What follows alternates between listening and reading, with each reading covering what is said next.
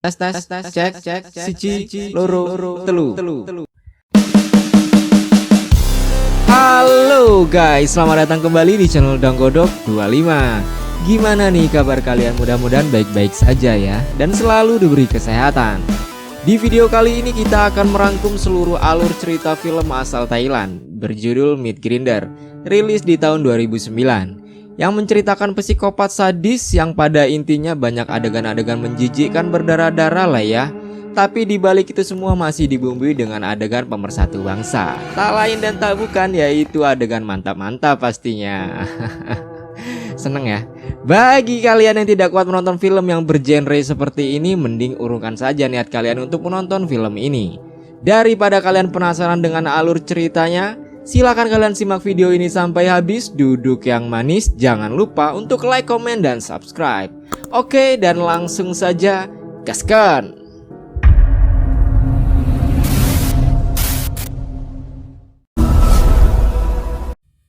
Di awal film kita sudah diperlihatkan dengan seorang wanita yang sedang mencincang daging, yang pastinya ini bukan daging kambing tapi daging manusia. Wih, serem nggak tuh? Lalu di situ ada wajan berisi air yang mendidih dan menurunkan mayat yang digantung di atas. Adegan berpindah yang dimana ada seorang wanita yang sedang duduk di sebelah gerobak dagangannya. Wanita ini bernama Bas. Dia seorang ibu rumah tangga tetapi memiliki kehidupan yang traumatik sehingga membuatnya menjadi orang yang tertutup. Keluarga mereka adalah keluarga yang miskin. Suaminya sering kalah main judi dan banyak hutang, dan dia harus membayar hutang-hutang suaminya kepada rentenir. Singkat cerita, ada seorang pria datang ke rumah Bas untuk mencari pacarnya karena belum pulang ke rumah dan dinyatakan hilang. Lalu Bas memberi mie dengan bumbu rahasianya itu, kemudian dimakan oleh pria itu sampai habis. Lapar apa doyan nih orang? Selesai makan, lalu pria itu bercerita ke Bas kalau pacarnya itu sering cerita ke dia tentang Bas, suaminya dan anak yang cacat itu.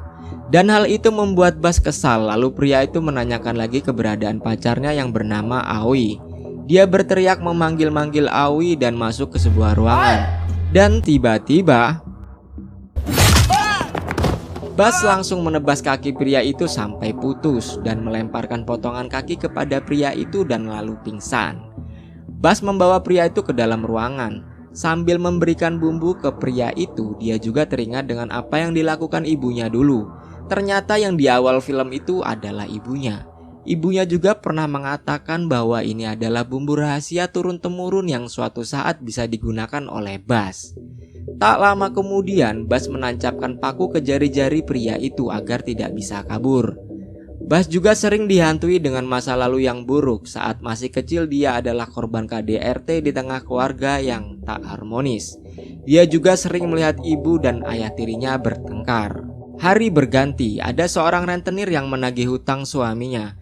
Dan kalau dia tidak bisa membayar, dia harus pergi dari rumahnya karena rumahnya itu sudah digadaikan oleh suaminya. Waduh, beban berat ini. Lalu Bas meminta kelonggaran waktu untuk membayarnya. Malam harinya Bas mendorong gerobaknya untuk berjualan mie. Tetapi di tengah jalan dia terjebak karena di situ sedang ada demonstrasi. Di situ kondisinya sangat kacau. Lalu Bas diselamatkan oleh pria untuk bersembunyi di gang sempit. Pria itu bernama Atakwa. Setelah keadaan mulai aman, Bas kembali ke gerobak dagangannya itu, tetapi gerobaknya sudah berantakan. Saat di rumah, Bas sering mendengar bisikan-bisikan gaib. Kemudian anaknya memberitahu bahwa ada tetesan darah di gerobak itu. Dan Bas terkejut setelah membuka lemari gerobaknya. Ternyata di situ ada mayat manusia yang sepertinya korban demo tadi. Seketika itu juga ide psikopatnya Bas yang cemerlang itu muncul. Dia mengolah daging mayat yang ditemukan di gerobaknya itu.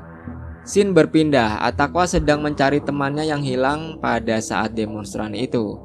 Lalu tidak sengaja bertemu Bas di apotek. Tetapi Bas menghindar lalu pulang ke rumah. Setibanya di rumah, dia melihat pria yang dipotong kakinya itu berusaha kabur. Ternyata yang membebaskan orang itu adalah anaknya, tapi Bas bisa menangkapnya kembali. Beberapa hari kemudian dagangannya pun semakin laris. Dia juga membuka kedai mie di rumahnya.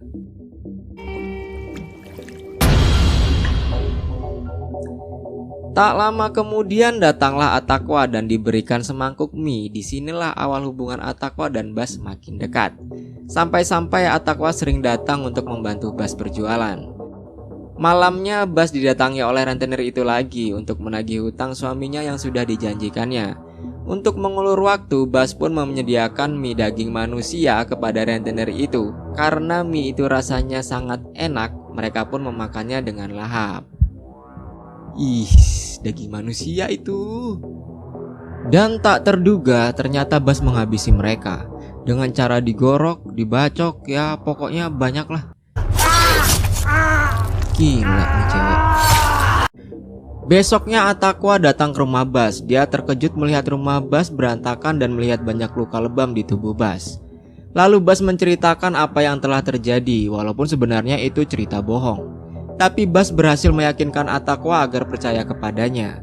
Bas merekayasa semuanya seolah-olah dia adalah korban penganiayaan mereka. Jadi setelah membantai mereka, dia melukai dirinya sendiri dan membersihkan darah yang berceceran, lalu membiarkan kursi dan meja itu terlihat berantakan. Setelah itu Atakwa mengobati luka-lukanya Bas. Ya pijat-pijat refleksi dan berujung adegan mantap-mantap gitulah pokoknya. Adegan kayak gini nih yang sering kalian tunggu-tunggu, ya kan. Oke, lanjut. Setelah mereka selesai main genjotan di atas ranjang, Atakwa menemukan sebuah obat. Aku juga nggak tahu itu obat apa, tapi kalau dilihat dari gambarnya sih obat menyusui atau apa gitulah, nggak tahu aku juga. Merasa ada yang aneh, dia pun bertanya-tanya dalam hati. Lalu Atakwa memeriksa seluruh ruangan di situ. Dia berhenti di depan gentong yang tertutup dan di atasnya ada alat penyangga kaki. Setelah dibuka, ternyata di dalam gentong ada mayat anaknya Bas. Tak lama kemudian Bas memergoki Atakwa. Ternyata yang membunuh anaknya itu adalah suami Bas dan Aoi. Ternyata suaminya Bas berselingkuh dengan Aoi dan pernah dilihat oleh sang anak. Lalu anak itu dimasukkan ke dalam gentong yang berisi air. Lalu Bas tanpa ragu membantai Aoi dan suaminya. Dan Bas tidak sempat untuk menyelamatkan anaknya yang dimasukkan ke dalam gentong itu hingga anaknya mati. Jadi selama ini itu Bas hanya berhalusinasi ya, bahwa seakan-akan anaknya masih hidup. Oh gitu, oke. Singkat cerita, Atakwa membawa Bas ke kantor polisi untuk dimintai keterangan atas anaknya yang mati. Tapi Bas hanya diam saja. Tapi pelan-pelan dia menjelaskan bahwa sebenarnya yang membunuh anaknya itu adalah suaminya dan Aoi. Dan Bas dinyatakan tidak bersalah dan dipulangkan. Kemudian pria yang disekap di awal film itu mencoba untuk kabur. Ini orang masih hidup aja anjir. Saat dia membuka pintu, dia kaget melihat suaminya Bas sedang memakan mayatnya Aoi yang sudah tewas. Lalu Bas datang dan mengurung pria itu lagi.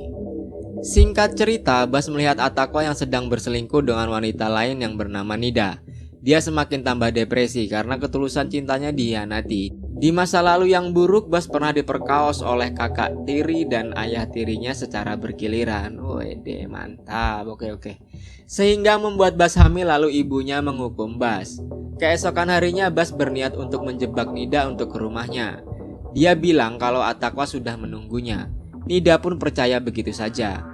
Setibanya di rumah Bas, Nida disuguhkan minuman yang sudah dicampur tramadol. Setelah Nida terbangun, dia sudah di dalam bak yang banyak mayatnya. Atakwa langsung ke rumah Bas karena sudah diberi kabar oleh ibunya Nida bahwa Nida pergi bersama wanita penjual mie. Lalu Nida berhasil keluar dari bak itu dan menyerang Bas, tetapi Bas berhasil menangkap Nida dan memaku tangannya. Lalu Atakwa melihat tas milik Nida yang ada di rumah Bas. Atakwa pun segera menyelamatkan Nida, walau mendapat perlawanan dari Bas. Setelah berhasil melepaskan Nida, tetapi malah Nida menuduh Atakwa bersekongkol dengan Bas. Lalu Bas pergi dari rumah dengan membawa pisau. Bas dibisikkan kembali dengan suara-suara gaib untuk membunuh mereka. Bas semakin depresi, dia kembali mengingat masa lalunya yang buruk. Ayah tirinya menjual Bas kepada pria hidung belang dan ibunya yang mengetahui hal tersebut lalu meracuni suami dan anak tirinya. Karena sebelumnya mereka telah memperkosa anaknya yaitu Bas. Ternyata di adegan awal itu adalah ibunya Bas yang sedang mencincang suaminya dan yang digantung itu adalah anak tirinya. Scene berpindah di mana Atakwa sedang di atas jembatan dan meminta maaf kepada Bas. Tapi di sini Bas selalu mendengar bisikan-bisikan tanpa rupa yang berbicara. Bas sudah tidak tahan dan melihat bayangan masa kecilnya dan mengatakan mari kita pulang. Lalu Bas memutuskan untuk bunuh Dirman dengan terjun ke sungai itu. Kemudian Atakwa ditahan dan diinterogasi polisi. Nida mengatakan kepada polisi bahwa Atakwa bersekongkol dengan Bas. Karena itu Atakwa menjadi tersangka. Di akhir film diperlihatkan ternyata Bas masih belum mati. Lalu ada seorang ibu sedang memotong daging dan terlihat di situ Bas menghampirinya. Dan film pun berakhir. Pesan yang bisa kita petik dari film ini adalah buat kalian yang suka jajan, jangan jajan sembarangan dan harus teliti. Oke? Kalau kalian nonton sampai habis berarti kalian suka dengan video ini. Maka dari itu, jangan lupa untuk like, share, komen, dan subscribe. Hidupkan gambar lonceng di bawah agar kalian tidak ketinggalan video-video terbaru selanjutnya.